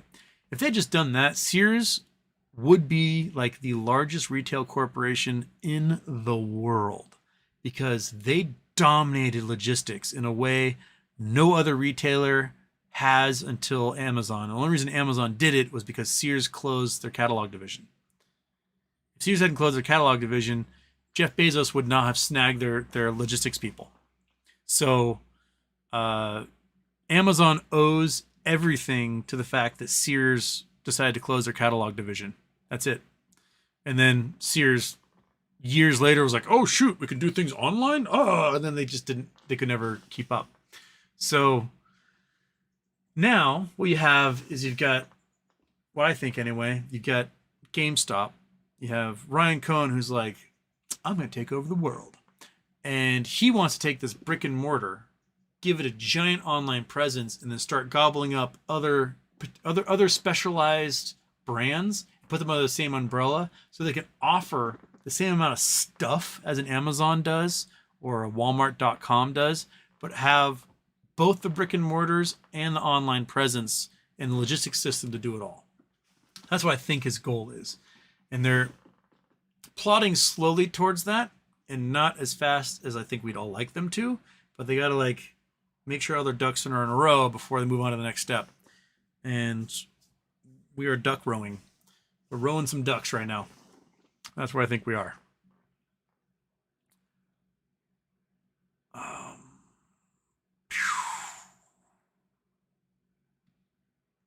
Bill Coyne, the SEC is going to make sure Ryan Cohen never issues a dividend. That might be their goal.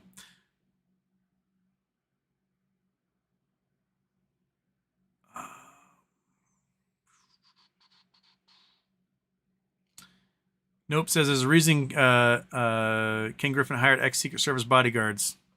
Yeah. Javi, how do you get a Blue Sky code? Well, I gave them all away, except Meatball Candy hasn't gotten his yet. I gave them all away Charity Tuesday last week, and hopefully the folks that I gave them away to each get their 2 or so by next Charity Tuesday, and they'll donate them back, and we can give more away in a raffle for this month's Charity Tuesday, which I have no idea who the charity is going to be this month. But when is Charity Tuesday this month? Charity Tuesday is the 26th. So most folks might not have 2 codes by then. 1, 2, maybe they'll have 2 codes. So hopefully we'll have some more to give out come the 26th. And we can get you in there, Javi.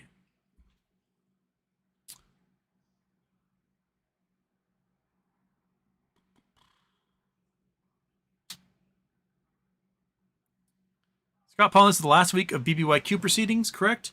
No. There'll be more. The 12th is when they discuss their restructuring plan with the court. And what's been filed so far is a company is going to emerge from this, an entity of some kind. So that's where we are. So they're going to discuss the particulars of the restructuring plan and how they're going to exit bankruptcy. But they basically said bankruptcy is going to be over soon. There's still some hearings that will be for leases, unwanted leases, and that's going to last until supposedly November.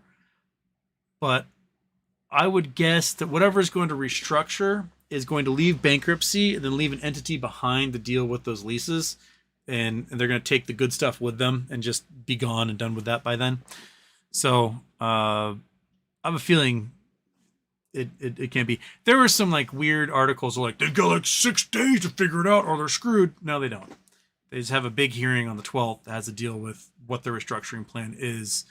And there's a bunch of bondholders who also shorted the company. And if you hold shorts and bonds at the same time in bankruptcy, it's illegal. So you got to like close one or the other.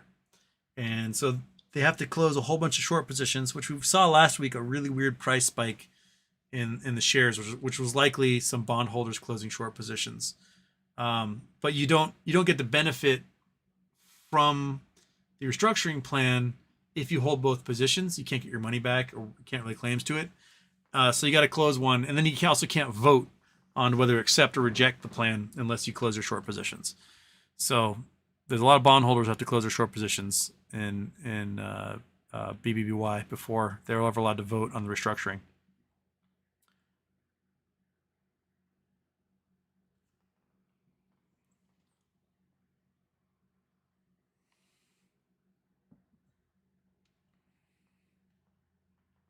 Cobb Jones and Homer, so happy I don't have an ARM mortgage. What are people thinking about an ARM mortgage?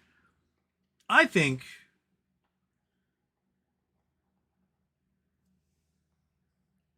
if I had the cash to risk it all, I don't have the cash at the moment to risk it all. But if I were to go out and get an ARM mortgage right now, get just the insane, stupid adjust rate mortgage from some unknown mortgage broker, right? Go out there, buy an unreasonable house for too much money. They give me an insane introductory rate, and then 2 years later, my rate resets, and I would never be able to afford a single thing. But if the economy crashes the next 2 years, these mortgage brokers can blink out of existence. Also, a lot of times they just package those mortgages up and they ship them off to another company, packages them up and ships them off to another company, and they bounce around to like 4 or 5 different owners of those loans. And now's the time for the paperwork to get lost. So let's say 2 years from now, my mortgage resets and I'm like, yeah, I'm just not going to pay this. And I go months and months and months, years maybe, before they finally like send me a foreclosure notice and want to kick me out of the house. And then I take them to court and I go, do you have the promissory note that I signed? And what happened a lot in the great financial crisis, the Great Recession, was they didn't have that paperwork. And so the judge was like, well, how can you say that he owes you money if you can't prove that he owes you money? So 9/10 to the person who has it, and they just gave the deed to the person who was defaulting on their mortgage because the lenders didn't have paperwork.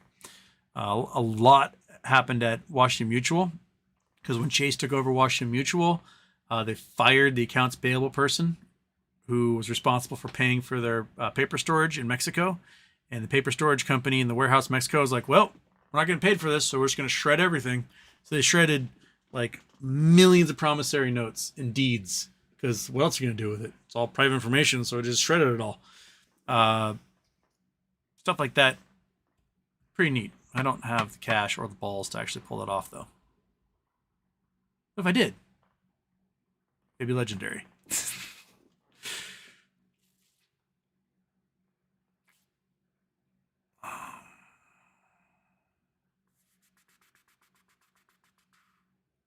Coffee Donuts and Homer almost want to get back on Twitter for the AMC comments. Can't wait to see what Adam Aaron's bonus is this year. $320 million. That's what that's going to be what the board gets as bonuses.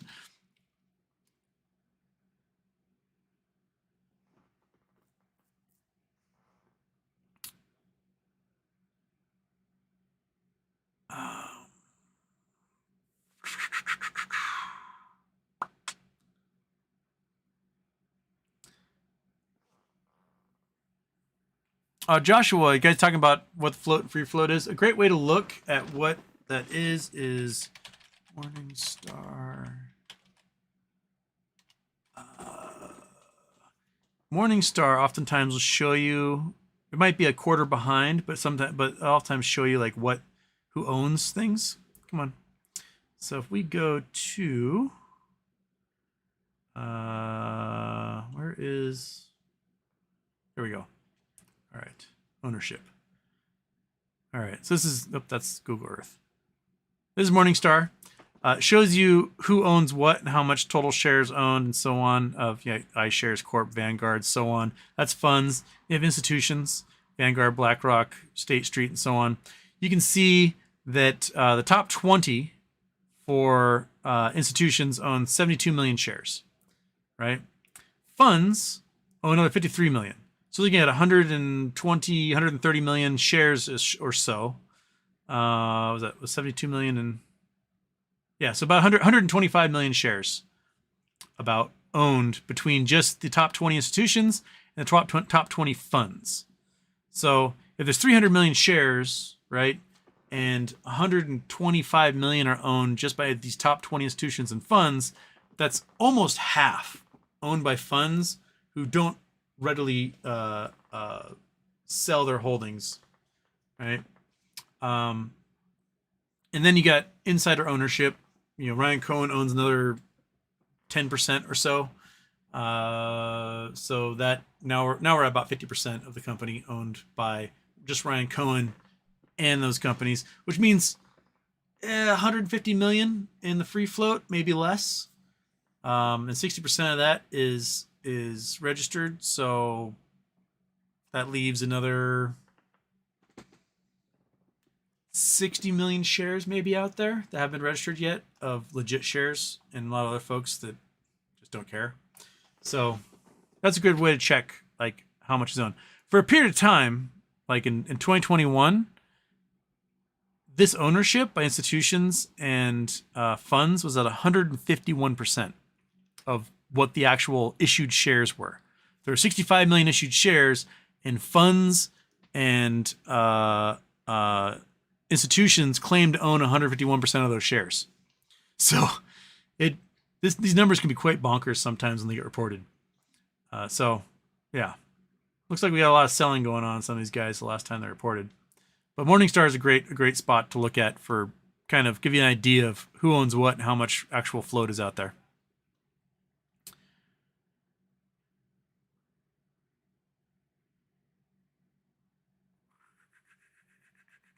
Jiga Shukla, what energy density do batteries need to make flight possible? I mean, you can do flight now with them, but it's short trips. They have like Bombardier and a couple others have sort of designed some battery operated short haul flights, like ones you might do regionally. Like going from Seattle to Yakima, you could probably do a battery operated flight. But again, you got cooling and heating system issues. Like remember, these batteries don't operate well in cold climates, and when you get to 25, 30, 40,000 feet, it's cold. It's minus 70.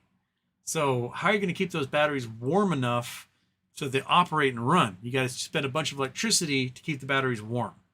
So a lot of the energy usage that's going into these electronic flights are just systems to keep the batteries warm. So that's a lot of wasted energy.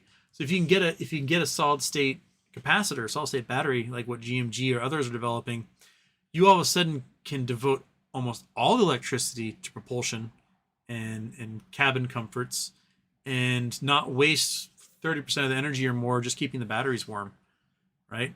So I'm sure the energy density is there if we can eliminate that middleman of heat regulation. So why not? Granted, current tech for electric propulsion is probably going to involve propellers, so it's going to be like loud and slow. Looking at a couple hundred miles an hour rather than like 700 miles an hour, as you do with jet turbines. But if you're doing regional flights, or if your flight from Seattle to Los Angeles takes you 3.5 hours rather than 2, but it's so much cheaper because there's no fuel involved, you might be like, oh, I'll take 3.5 hours. I'll also enjoy one extra movie on my flight, right? So it might become cheaper to operate. Imagine, like, park your plane, the amount of time it takes to unload and load the passengers and clean the cabin and stuff. It charges an entire plane because you got solid state batteries in there and you're ready to go again. That would be insane. Man, that'd be cool.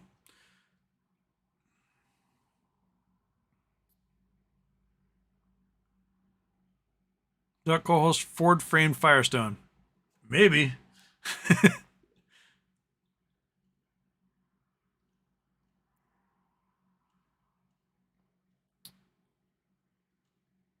um, BBBY brand just read about the batteries that come with cat hand tools. There's no downside. Yeah, they're pretty awesome. And they're not even like what the potential for solid state batteries can be. They're really cool though. They charge like that. They hold way more energy. They last longer.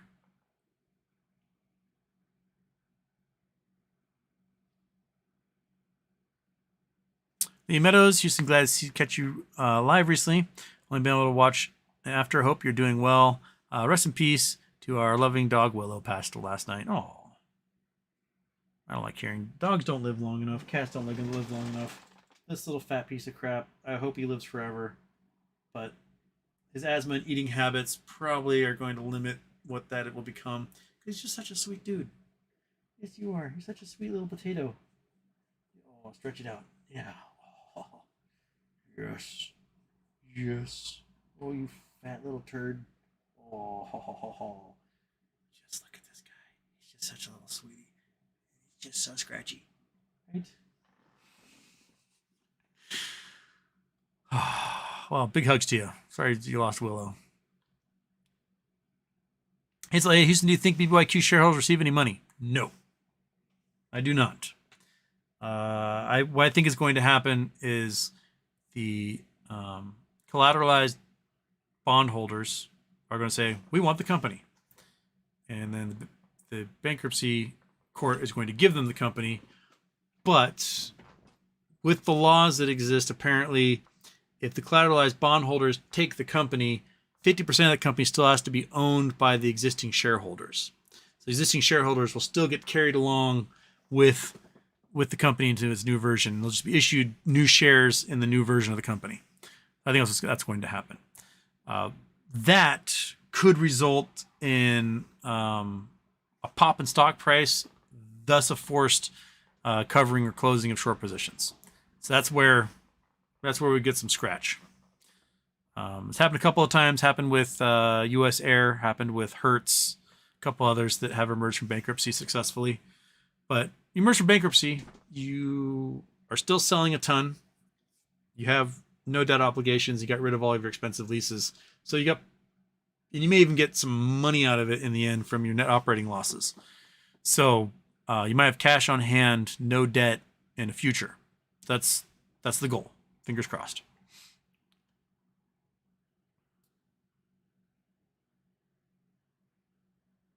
Sidebox GMG battery only has 300 watts per kilogram, which is 80% lithium ion. But the theoretical limit is 1,000 watts per kilogram, or about 2.5 lithium ions currently density. Yeah, that's the theoretical limit they're working for. And they can still charge, like the little cells they have, they can charge in like a minute or two. So that's the exciting stuff.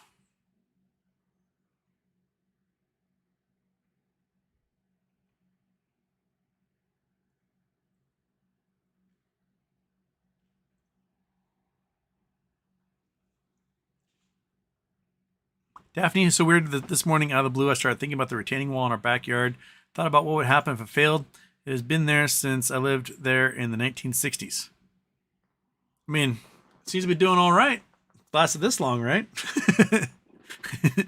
I don't know what reinforcing retaining wall involves, but I'm sure it's definitely cheap. It's very inexpensive, I'm sure.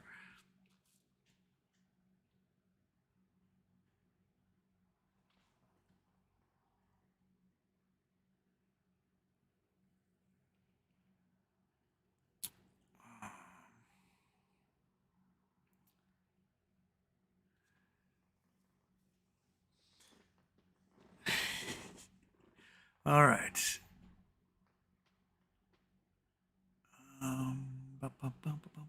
Javier Martinez, ever since I joined the team, I no longer have any dragon shirts. Your life's going to be ruined and now you don't have a drunk husband.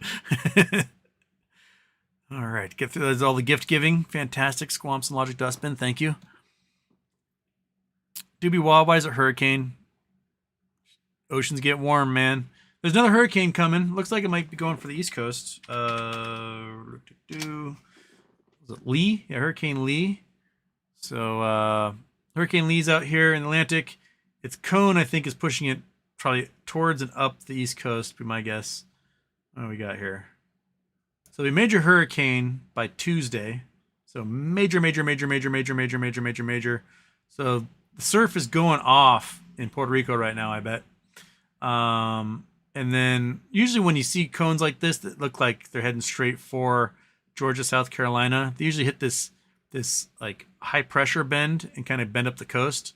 So it might hit a little bit further north, but it probably won't get the cone until Tuesday to tell us exactly how far the north it's going to bend. They seldom bend like down. Interesting to see, but like it's a big hurricane right now. What are the sustained winds at? If it's major, it's at least 110, right? Yeah, greater than 110 at major. They never list like current wind speeds, but right now, that is it. It's meandering right now. Hurricane force little, tropical force outside. So wherever the eye is right now is pretty tightly contained.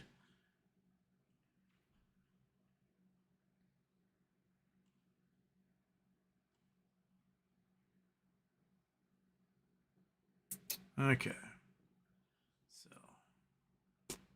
there you go. Another one coming. Keep your eye on it.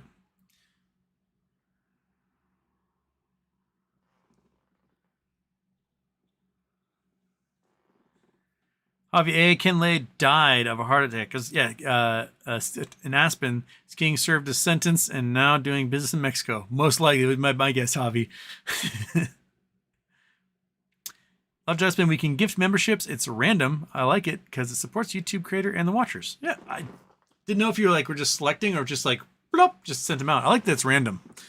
Like some random person is just like, what's this video about? All of a sudden, accidentally gets a membership. They're like, I don't know what to do with this.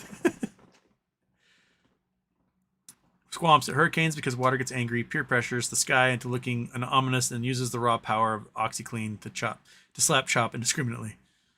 That's as qualified an answer as you'll ever get right there.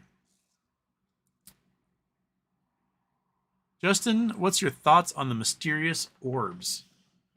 Mysterious orbs? That sounds mysterious. Tell me more.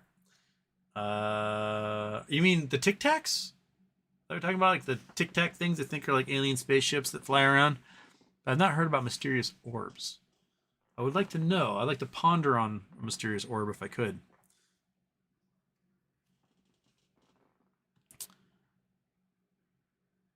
Super fun when geology directly affects you. Lee Meadows, Houston, where is the best place for diamonds, gold around Cambridge, UK? I don't know about diamonds, but gold, there's lots. Let's go to Google Earth. So there's gold in Wales. There's gold in Cornwall, and there's gold in Scotland. So there's a gold mine in Wales. It's somewhere in Mya that's currently active. Lots of mining in Cornwall. And then you get up to Scotland, up in the hills here. There's actually gold veins still up here.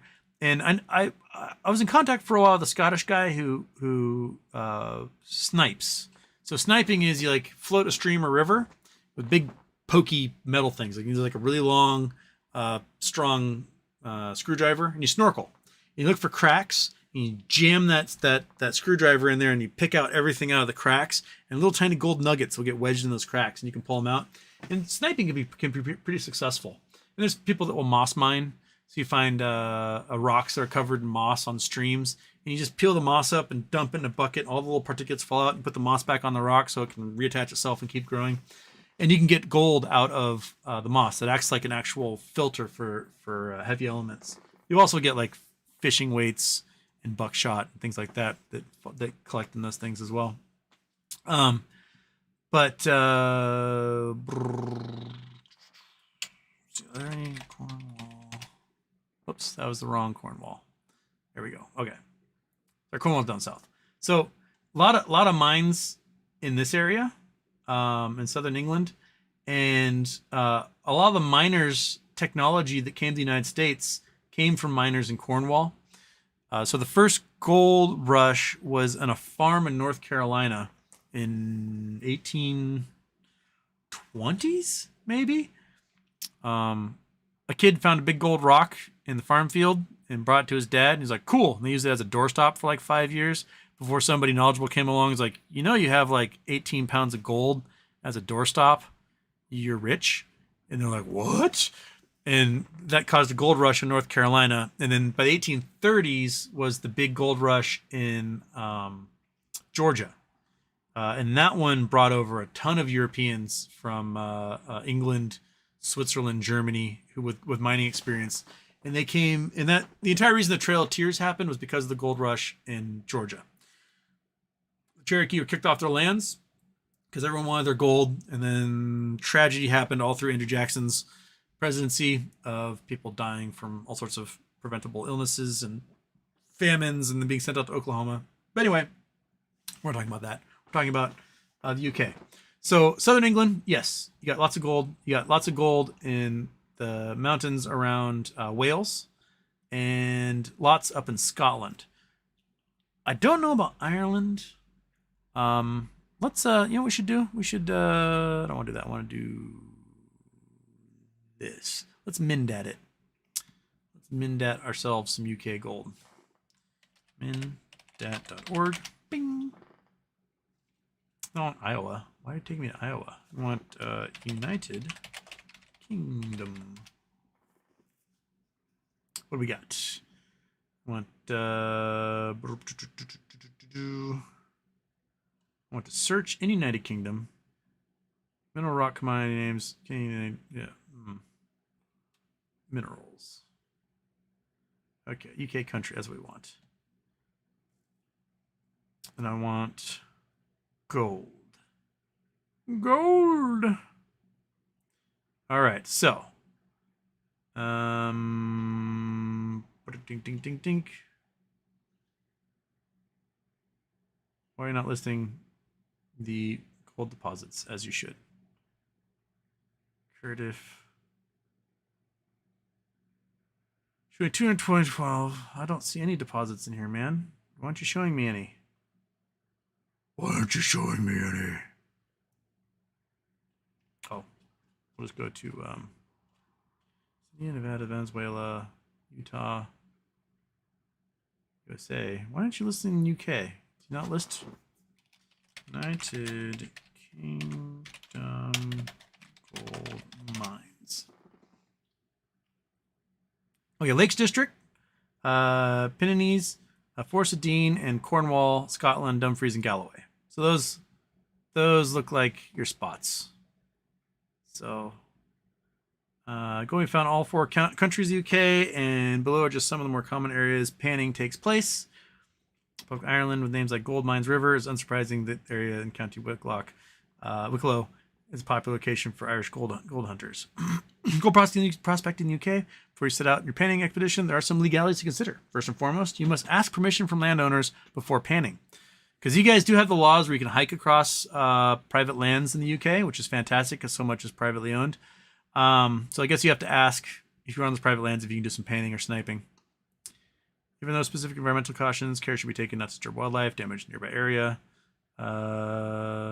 Gold panning also sits in a moral gray area with regards to legal ownership of gold removed. The Crown Estate, which manages a variety of property and land issues, the royal family do not permit licensed gold panning. So if you're going to go panning on Crown lands, you're stealing from the king. Therefore, the Sheriff of Nottingham may kill you. So there you go.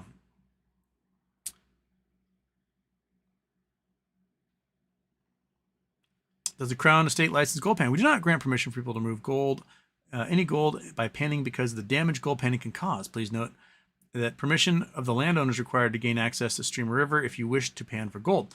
I understand that this policy may disappoint some. However, our intention is to help preserve the aquatic environments which are susceptible to damage. To understand more about the type of damage that gold panning can cause, please contact your relevant national statutory nature conservation organization, as breaches of environmental and other legislation may result in prosecution and other action.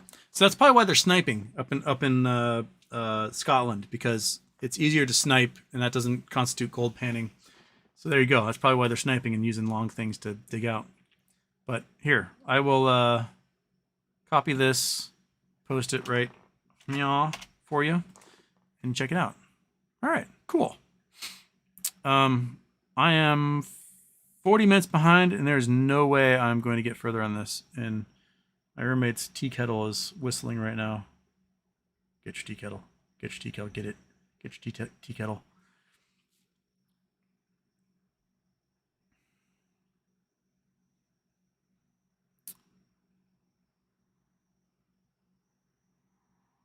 Michael O'Hara, I combat targeted advertising by looking at gun and rifle ads, and now my targeted ads show erectile dysfunction ads.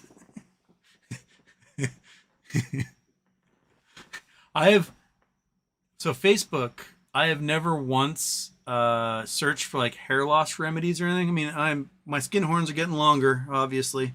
It happens. I'm in my 40s.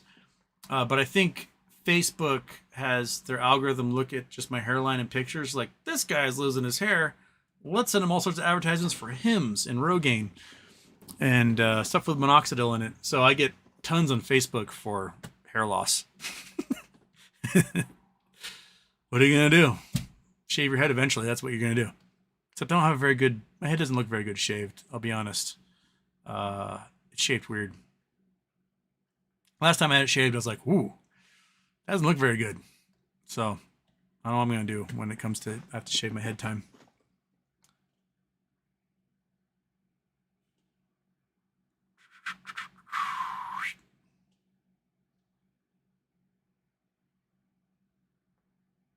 Lee Meadows is getting really hard to even afford to eat 3 meals a day here in UK. Don't think I'll get my mobility scooter for a while. Oh man, thought you were well on your way. Thought you had you're getting that used one.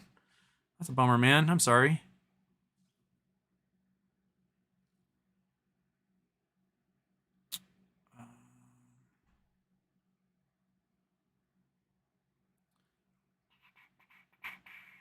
Michael Hero, RC should buy Target, CVS, and Rite Aid.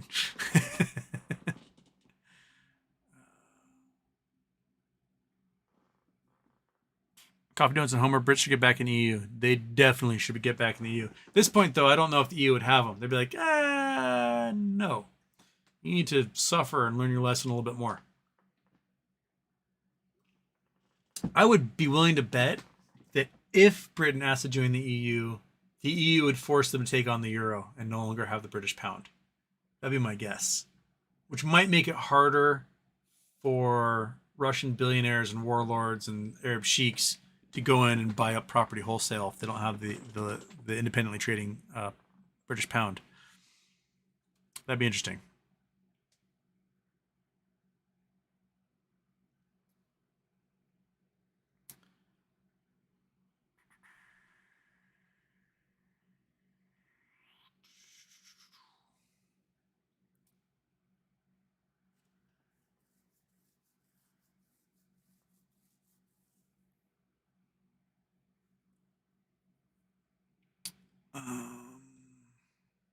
Squamps, could you make a car air conditioner that doesn't draw on the battery by any means? Contraption of super science, mail carrier LVs don't have AC.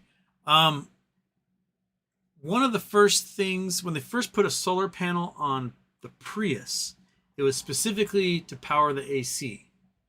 So that would help, like during daytime at least, when it's hot and you need AC, it would help keep you from drawing on the battery. Now, some cars with combustion engines, so usually the AC is run by a belt, like the serpentine belt or something in the car that comes off the alternator and runs the AC.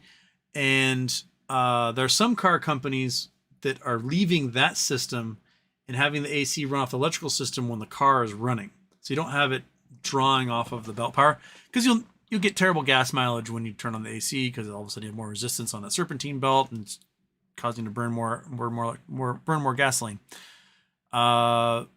Electrically driven ACs overall are more efficient than belt driven ones. So, but it can be a bit of a pain in the ass for some car companies, and they just don't bother because their tech is already devoted to doing belt driven ACs. But yeah, mail carriers should definitely have them. UPS trucks should definitely have them. The reason why it's like, well, we won't put them in UPS trucks is because like we're constantly opening the doors because they're making a stop every driveway. But it's still an inhumane environment for them to be in when they're in the truck between driveways and would have to eat their lunch and stuff. I just noticed I have like one hair that is just doing some of that thing. Lay down, man. Don't go that way. Nope.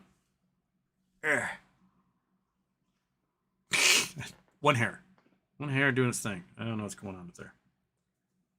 Weird. There it goes. All right. Because my image isn't mirrored, it's really hard for me to like actually pick out. I'm so used to looking in a mirror. I'm so vain. Oh crap, I gotta go. UK not gonna tell Min Dad about their gold.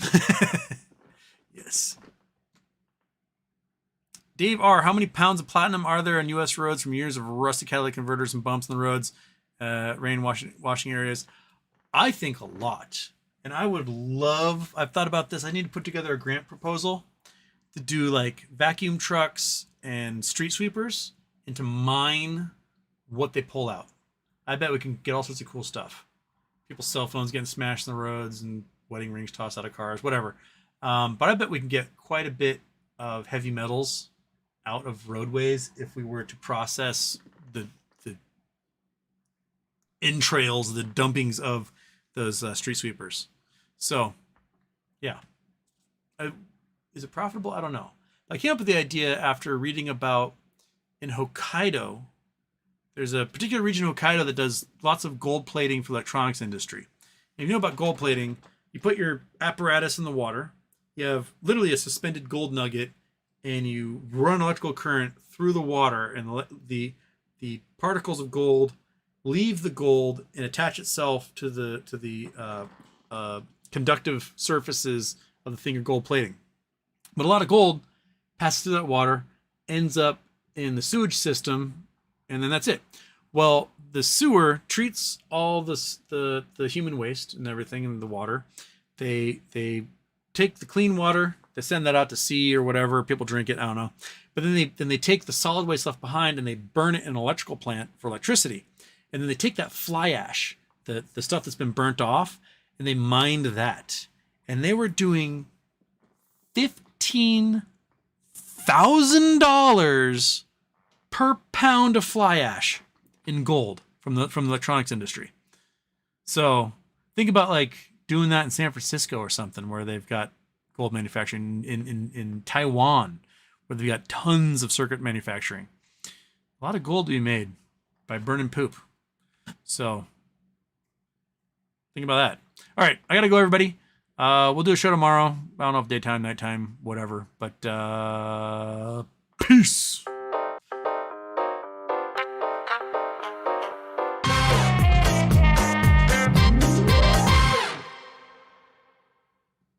Such a good kitty butt. Oh, such a scratchy butt. Scratchy butt. So scratchy. Oh, hey, buddy. Is that the best scratchy butt you got on you?